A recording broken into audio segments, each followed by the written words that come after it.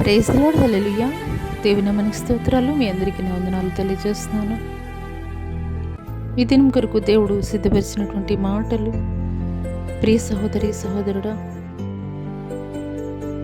భక్తి విషయంలో దేవుణ్ణి వెంబడించేటువంటి క్రమంలో కూడా నువ్వు సత్వరమైనటువంటి మార్గాల కొరకు నువ్వు ఎదురు చూస్తున్నావా? అయితే ఈ మాటలు దేవుడు నీ కొరకే మాట్లాడుతున్నారు. ఇరుకు ద్వారమున ప్రవేశించుడి, నాశనమునకు పోవు ద్వారము వెడల్పును, ఆ దారి విశాలమునై ఉన్నది, దాని ద్వారా ప్రవేశించువారు అనేకులు.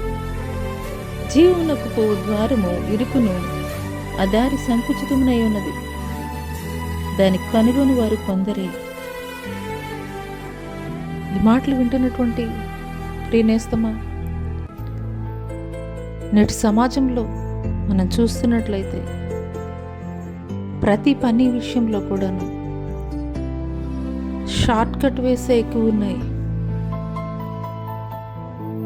ఆన్లైన్లో మనము మన గృహంలో ఉండే ఆర్డర్ పెట్టినట్లయితే ప్రతి ఒక్కటి కూడా మన గుమ్మం ఎదుటి నిలవబడేదిగా ఉంటుంది. ఈ లోకానుసారమైనటువంటివి నువ్వు షార్ట్ కట్ వేస్లో నువ్వు పొందుకోవచ్చు, కానీ నిత్య జీవ రాజ్యమైనటువంటి పరలోక రాజ్యం చేర్చబడాలంటే ఆయన నడయాడినటువంటి 33.5 సంవత్సరాలు ఒక మాదిరికరమైనటువంటి జీవితాన్ని మనకి ముందుగా ఆయన నడిచి చూపించారు. అదే రీతిగా దేవుని మార్గంలో నడిచేటువంటి విషయంలో, దేవుని వెంబడించేటువంటి క్రమంలో, పరలోక రాజ్యాల్లో నేను చేర్చబడాలి అని నువ్వు ఆశించుచున్నట్లయితే, ఆనాడు పేతురు యొద్దకు గారడీ సీమోన్ అనేటువంటి వ్యక్తి కొంత ద్రవ్యం ఉంచి, నేను కూడా నీవు చేసినట్లుగా అద్భుతాలు, ఆశ్చర్య కార్యాలు జరిగించాలని తెలియజేసినప్పుడు, దేవుని మార్గంలో నడవడం ద్వారా తప్ప ఏ విధమైనటువంటి సత్వరమైనటువంటి మార్గాలు దేవుని యొద్దకు చేర్చలేవని ఆనాడు పేతురు తెలియజేశాడు. ఈ మాటలు వింటున్నటువంటి ప్రియనేస్తమా, దేవుని మందిరానికి ఆదివారం క్రమం తప్పకుండా వెళ్ళడం, దశమ భాగాలు, దేవుని సంఘంలో జరిగేటువంటి ప్రతి కార్యక్రమానికి నువ్వు పాలిభాగస్తులుగా ఉండడం మాత్రమే కాదు, దేవుని కొరకు దేవుని మార్గాన్ని వెంబడిస్తున్నటువంటి క్రమంలో ఎన్ని ప్రతికూలమైనటువంటి పరిస్థితులు, ఎన్ని ప్రతికూలమైనటువంటి జనములు నీకు వ్యతిరేకంగా మాట్లాడుతున్నప్పటికీ,